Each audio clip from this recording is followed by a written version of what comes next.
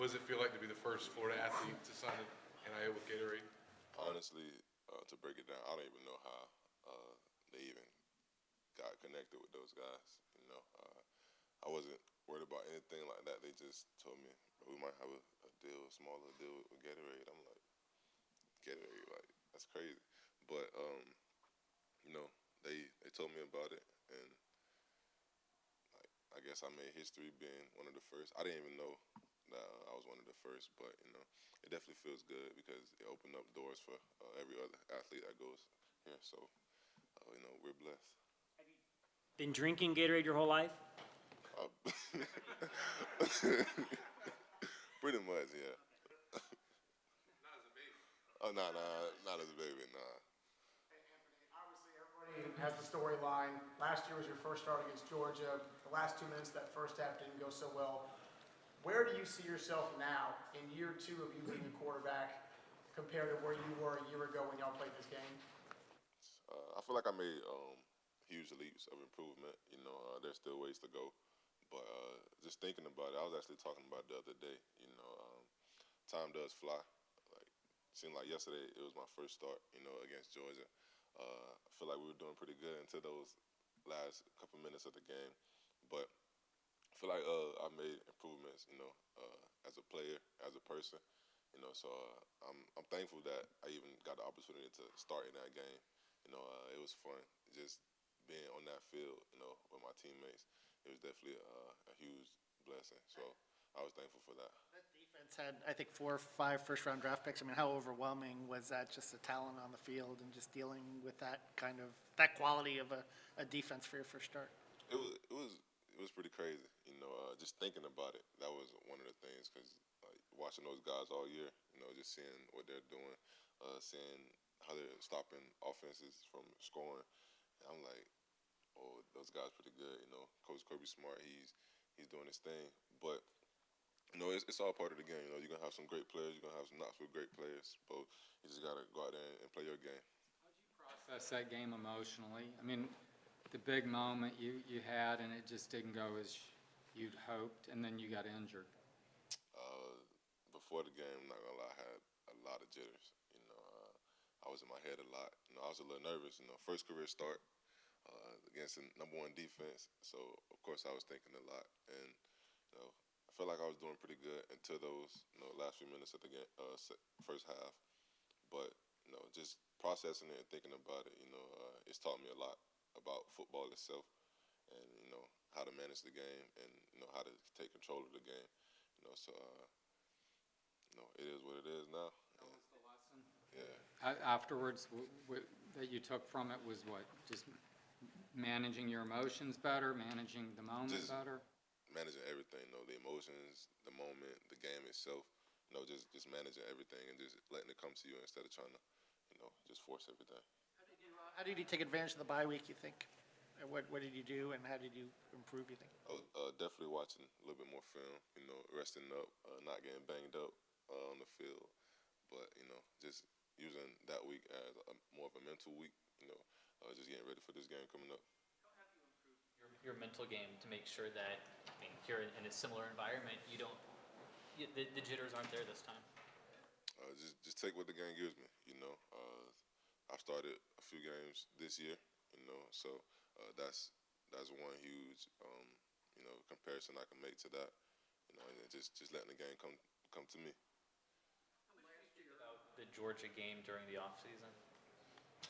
Last year I thought about it a lot, because I didn't really showcase what I wanted to showcase, and it kind of created a narrative that I wasn't ready, So I thought about it a little bit during the off season, but ever since then, everybody is gonna have a game like that every once in a while, so you just can't let it affect you.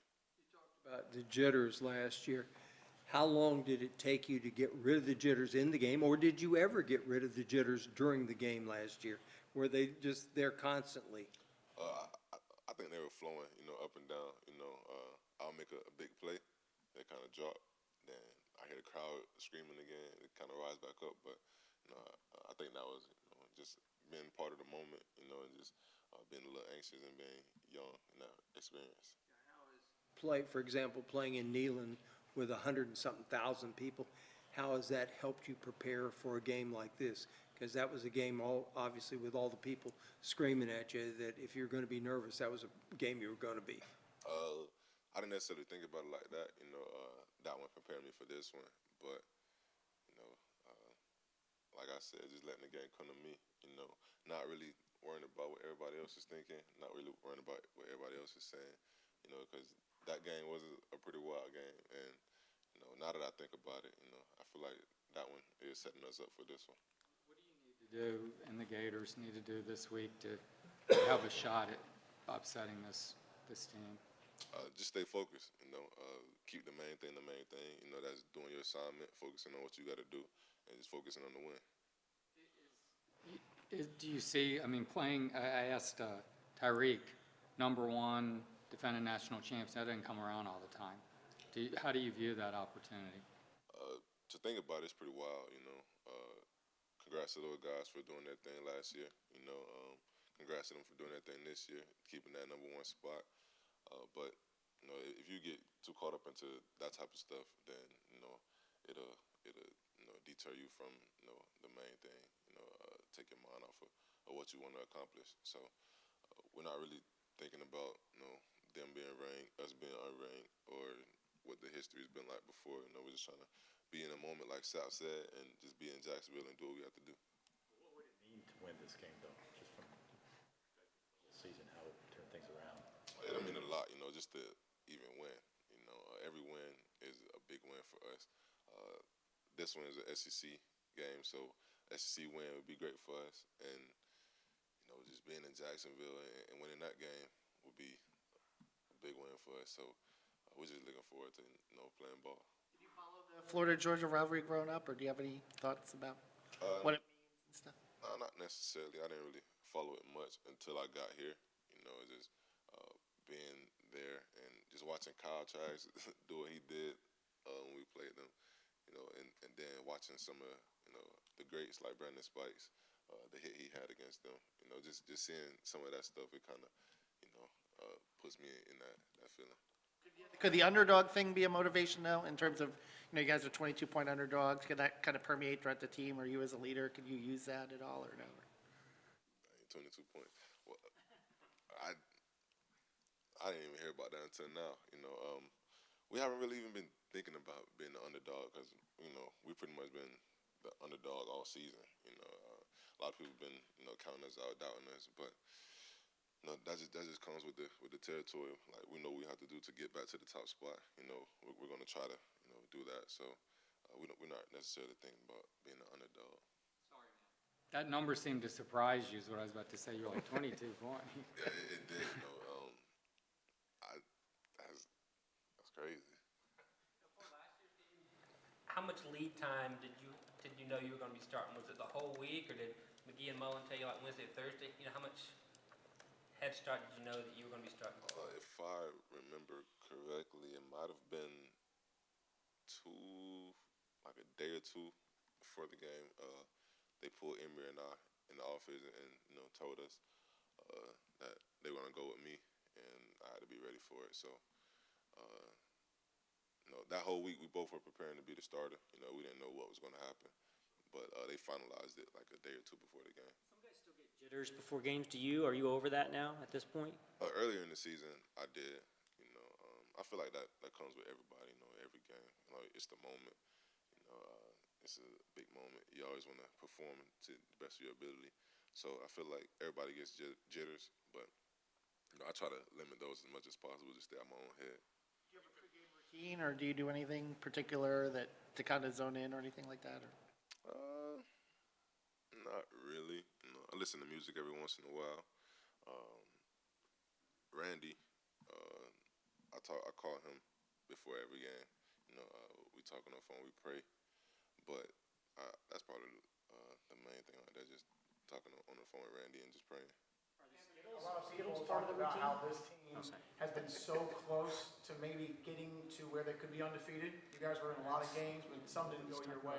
How close is it that you guys know you can just make a few plays here and you guys can be where you want to be? It's definitely close, like you said. That's just doing your assignment. There's multiple times on the film where you could see there's one guy, you know, not doing what he's supposed to do, you know, including myself, you know, not looking at the signals correctly, missing motions and shifts and stuff, just stuff like that. But, you know, just knowing that minor things like that could, you know, potentially change how the season is going, you know, it's definitely kind of crazy to think about, but, you know, everything happens for a reason, so we can't just dwell on it like right now. The receivers go, you said you wanted to really work on getting on the same page, so not missing opportunities there. I feel like the work with the receivers is going pretty well. You know, that's just chemistry.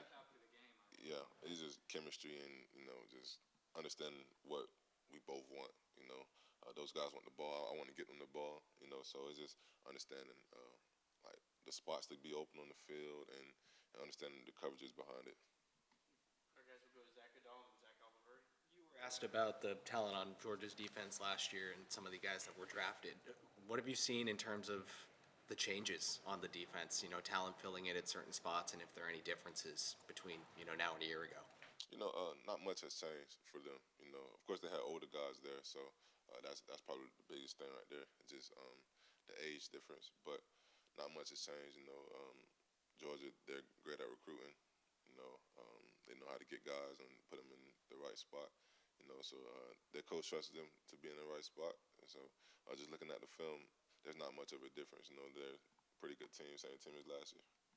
What do you feel about this rivalry as a player? Would you want it to stay in Jacksonville? Would the thought of playing at Georgia excite you? Like, how do you feel about the future of it? Honestly, that's a great question. I thought about that before the season.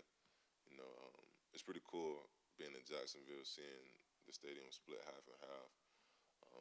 But I feel like if it was to be put, you know, at the universities, at the schools, I feel like it might give one team an advantage over the other. So, you know, that's just something, you know, food for thought. How much did you consider Georgia as a recruit? How much did Kirby recruit you? I decommitted from here, and I picked up that offer like maybe 3 days later. I didn't necessarily consider Georgia as much. You know, I didn't see myself, you know, fit for their offense. So I didn't really consider them as much, but it was, you know, definitely a thought. You know, just getting any offer, you're like, whoa, like maybe I should go there, maybe I should go there. But you know, just actually thinking about it and putting yourself in that, you know, situation, I didn't really see myself fit for the offense.